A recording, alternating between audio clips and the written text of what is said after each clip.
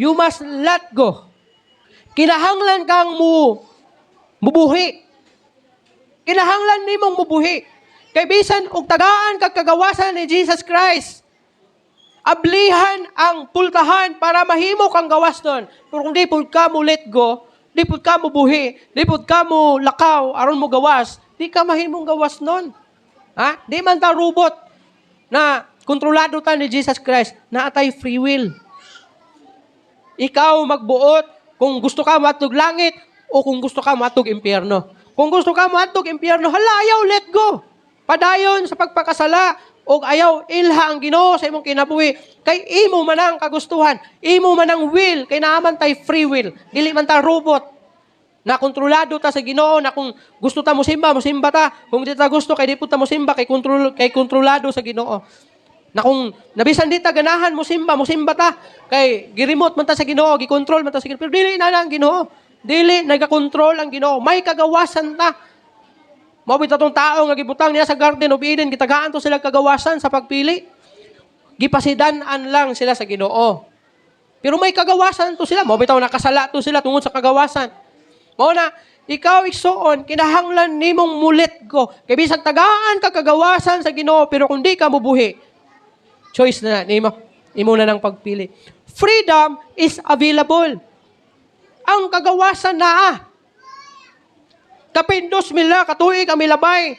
Gipadala si Jesucristo diri sa kalibutan. Aron mamatay alang kanimo kanako.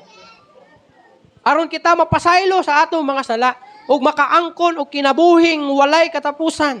Ang mao nga kagawasan, nagsugod na, kapindos mil na katuig ang milabay. Sa diha nga gipakatao si Jesus Christ. Sa diha nga namatay siya sa cross. Gilubong og nabanhaw, nagsugod na ang kagawasan sa tanang tao sa ilahang sala. But the problem is, daghang tao ang wala mo let go.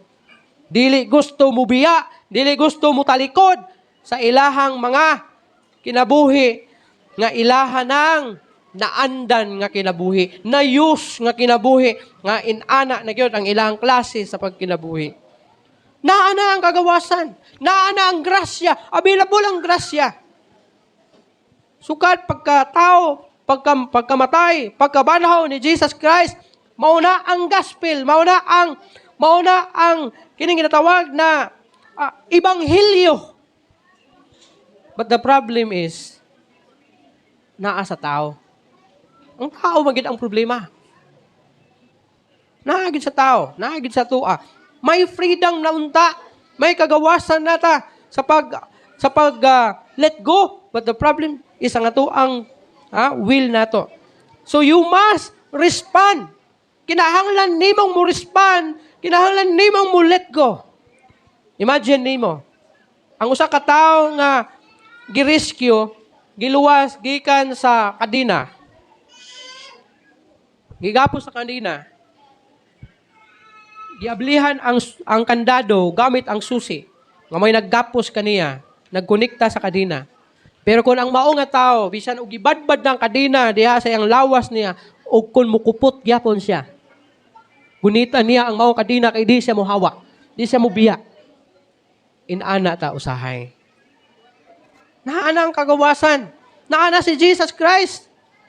Maabot ang panahon na dili na available ang grasya. Ha? Mutuo mo na.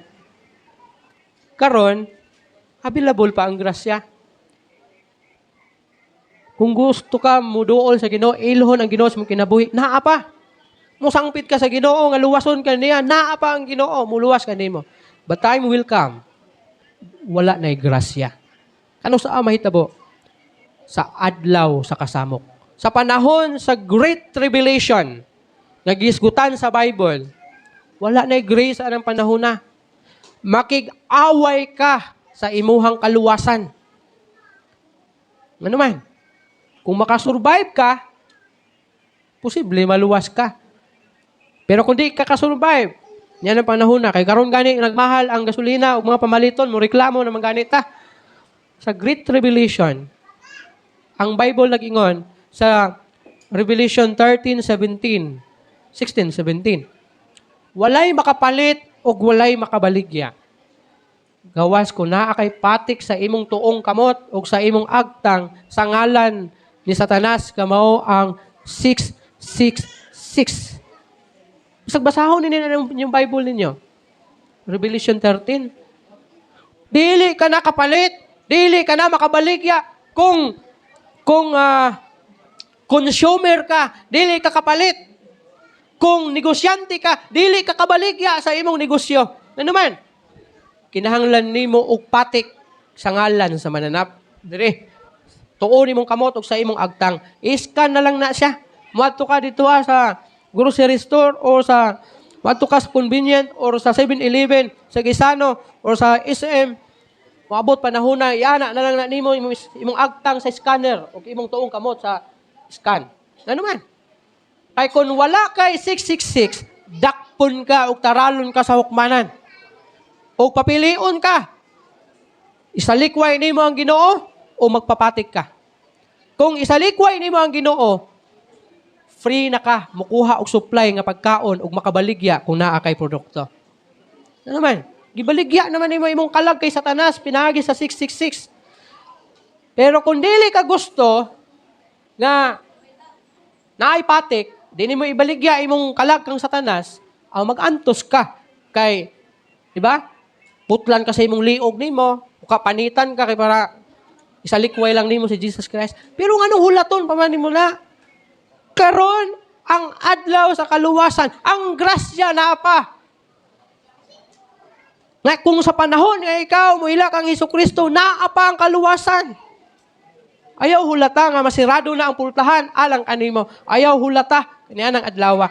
Kay ang makasulod anang panahona sa Great Tribulation, dili tong mga tinuod na mga linuwas ang makasulod ana kadtong mga walay Kristo o kadtong mga tigpakaaron ingnon nga mga Kristohanon. Katong wala gyud tinuod maka-experience sa tinuod na kaluwasan. That's why you must respond. Ayaw og gunit. Ha? Some people want freedom, sama sa akong gigon kanina, but won't release sin. Daghan mga tao, di lang siguro pipila, daghan mga tao nga gusto nga mahimong gawas nun, gikan sa sala, na nag-ulipon kanila. But the problem is, dili nila gusto buhian, biyaan ang sala nga nagtapos kanila. You cannot be free while holding onto what binds you. Dili ka hingpit nga makaangkon og kagawasan. Hangtod nga padayon kang naggunit sa nakagapos kanimo. Buhi igyod. Buhi igyod. No? Di ka mahimong gawas nun. And you need the Lord Jesus Christ.